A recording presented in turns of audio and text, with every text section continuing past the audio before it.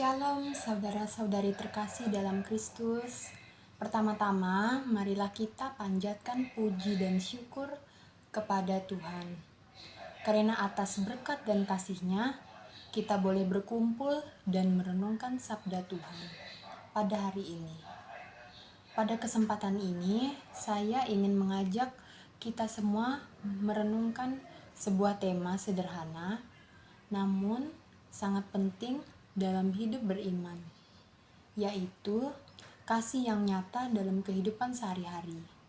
Yesus berkata dalam Injil Yohanes, "Inilah perintahku, supaya kamu saling mengasihi seperti aku telah mengasihi kamu."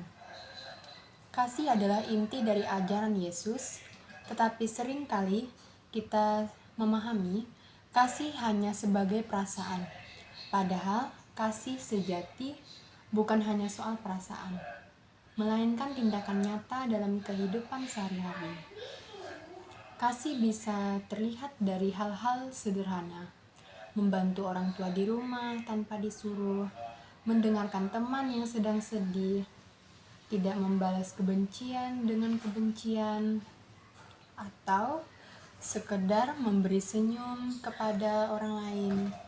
Hal-hal kecil ini mungkin terlihat sepele, tetapi di mata Tuhan itu sangat berarti. Kadang kita berpikir, bagaimana aku bisa mengasihi kalau aku sendiri sedang capek, kecewa, atau marah. Disinilah kita belajar bahwa kasih Kristiani bukan hanya mengandalkan kekuatan kita, tetapi kekuatan dari Tuhan. Ketika kita berdoa, Tuhan mengisi hati kita dengan kesabaran. Ketika kita membaca firman-Nya, Tuhan mengingatkan kita untuk tetap rendah hati. Dan ketika kita menerima Ekaristi, Tuhan memberi kita kekuatan untuk mengasihi seperti Dia. Kasih juga berarti berani memaafkan. Memaafkan tidak selalu mudah.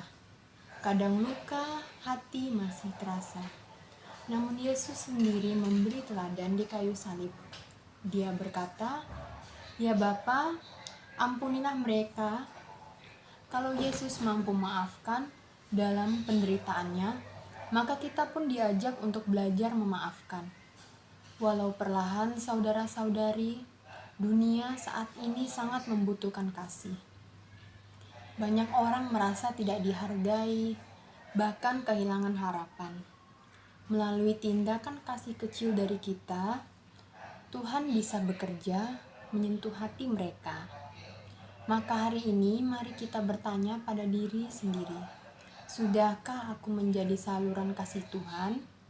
Sudahkah kehadiranku membawa damai bagi orang lain? Mari kita mulai dari hal sederhana, di rumah, di kampus, di sekolah, dan di lingkungan sekitar. Biarlah orang lain melihat kasih Tuhan melalui hidup kita.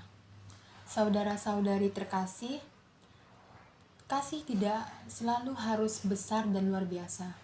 Kadang cukup dengan perhatian kecil, kata yang lembut, atau sikap yang tulus.